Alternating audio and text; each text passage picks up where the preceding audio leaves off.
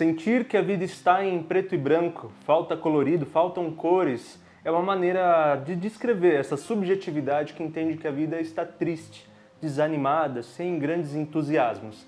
Essa é uma expressão que se tornou popular, uma tradução de uma emoção para que se diga: olha o que eu estou sentindo, a vida não está colorida, a vida está monocromática. E assim, entendemos que falar de uma angústia através destas imagens nos presume uma ideia de que estar bem talvez fosse uma vida colorida, animada, festiva, de muitas cores, de muitos tons. Por isso hoje nós vamos pensar juntos em como superar essa sensação da vida estar preto e branca, sem essa graça, sem esse entusiasmo. E para isso nós vamos passar por esses pontos. Primeiro, a descoloração da vida. Depois nós vamos para o peso das dores e a força dos prazeres. E por último, para a gente fechar a nossa reflexão de hoje, vamos para o reencontro com sua dignidade emocional. Será um bom percurso, te convido aí comigo. Meu nome é Victor De Gasperi, sou psicólogo clínico e escritor. É um imenso prazer te ter por aqui. E se você gosta de reflexão humana, te convido a se inscrever no canal e curtir o vídeo. Bom, então para a gente mapear esta sensação, trouxe aqui o nosso primeiro ponto para a gente pensar sobre a descoloração da vida. Claro que as cores estão aqui, como eu introduzi, como uma metáfora, uma forma de explicar de forma precisa o que a gente está sentindo. E a ideia dela estar descolorando, descolorida, vai no pressuposto de que aquilo que ganha muitas dimensões, muitos humores, muitas possibilidades, se encerra num algo meio 880, preto e branco, uma coisa de não tem pluralidade, não tem vastidade, não tem nada que de fato brilha aos olhos. O preto e o branco fazem parte da coloração da vida, mas ele só de fato faz uma vida com esta ideia de sem vitalidade. Quando nós falamos da descoloração, nós pensamos então a vida já foi colorida, descoloriu. Isso sim, porque o nosso funcionamento, usando essa metáfora, é de uma vida colorida, plural, de muitas possibilidades, de muitos tons, que às vezes a gente escolhe uma direção e erra, mas depois quer ir para outra, depois tenta mais uma, e não uma opção ou falta de opções por onde se ir, por onde pensar, por onde se sentir animado, entusiasmado por viver. Então, esse processo de descoloração, nós estamos falando de um processo depressivo, de um processo de perda de ânimo geral na vida, que se dá, claro, muitas vezes por machucados não cuidados, por etapas da vida mal administradas, onde talvez muitas dores se juntaram, ou um grande trauma, ou uma condição histórica que foi caminhando para a vida e ir perdendo as suas cores. Claro que isso é uma responsabilidade nossa, sempre é, porque só nós podemos mudar isso.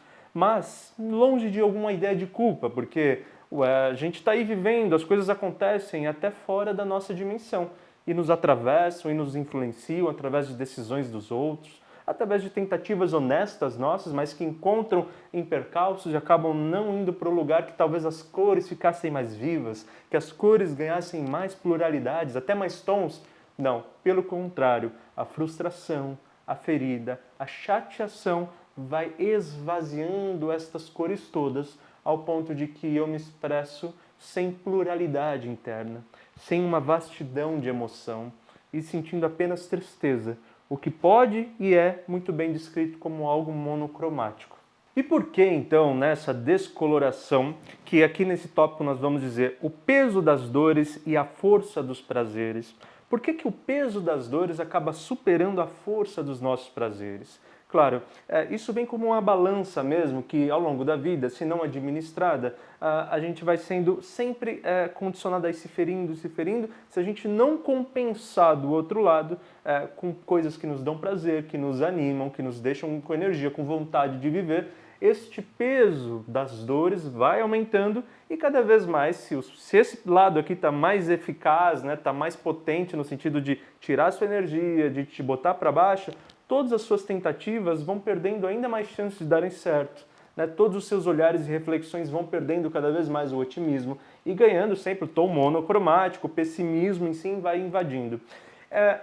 Viver tristezas ao longo da vida é absolutamente natural, se frustrar, perder coisas importantes, tentar um plano que acaba não sendo como você imaginava, Mas o que faz com que seja possível ter uma vida prazerosa, mesmo com esses fatos, é justamente essa compensação da balança pela força dos prazeres, a força que os prazeres da vida dão, que vão colocando então uma potência contra a despotência, digamos assim, desta falta de coisas boas acontecendo. Então, isso é um processo longo e absolutamente eficaz quando a pessoa vai olhando para o que é importante para ela, vai percebendo, até pelas frustrações, por esse caminho da mágoa, da tristeza, o que é importante para ela, e ela vai dando condição de ir encontrando pela vida, tateando pela vida e mapeando o que a nutre, o que a preenche de vitalidade.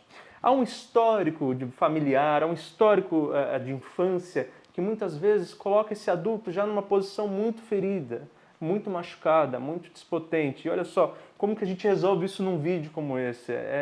Não é possível. Aí a gente entra na ideia de terapia, na ideia de reflexões mais profundas, a ideia de muitas reflexões, muitos vídeos, muitas leituras, mas fato é, sempre é preciso contrabalancear esses pontos extremos, né? Digamos assim, o colorido da vida com esse preto e branco, podendo mesclar isso para que se torne cada vez mais plural. Então, fique entendido que as dores sempre terão peso e os prazeres alguma leveza. Se andarmos só com pesos, cada vez mais pesado ficará. Se andarmos só com leveza, talvez perdamos também a dimensão da vida, né? Perdemos a dimensão do quanto que também a dificuldade nos orienta, também a dificuldade nos bota em algum rumo. Então, por isso, o peso e o contrapeso sempre trabalhando juntos. Mas no começo do vídeo eu prometi aqui como superar a sensação da vida estar em preto e branco. O nosso último tópico vai amarrar isso muito bem. E aqui temos uma frase importante, uma palavra que faz toda a diferença para o caso que a gente está dizendo. O reencontro com sua dignidade emocional. Eu escolhi essa palavra dignidade porque eu acho ela muito importante. Parece que a gente vai perdendo a dignidade de sentir, a dignidade de validar nossas dores e até a dignidade de nos sentirmos no direito de viver coisas boas. Quase que de alguma forma nós nos condicionamos que o nosso lugar é este, monocromático, caído, esparramado, sem possibilidades.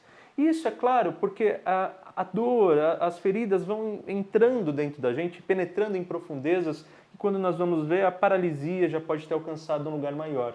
Mas sempre há tempo, porque essa dor sempre pode aumentar. A dor também é sinal de vida, a dor também é sinal de incômodo, e este sinal de incômodo, esse sinal de vida quer dizer, pode piorar, como pode melhorar. Quer dizer então que não está perdido, quer dizer então que não chegou a nenhum fim. Se há dor, há vida. E se há vida, há possibilidades. E se estamos diante de possibilidades, talvez tenhamos que começar pelas pequenas mesmo.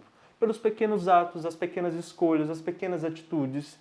Pequenas mesmo. Eu estou falando de repente, acordar e hoje botar uma roupa que você gosta. De repente, comer alguma coisa que você gosta. Poder fazer uma escolha que seja ao seu gosto. E dali começar a sentir os tons da vida um pouco mais próximos, ao ponto de talvez ali caminhar para uma segunda intenção, para uma terceira, para uma quarta. Opa, já é o suficiente para eu ligar para um amigo, para eu pedir uma ajuda, até um desabafo.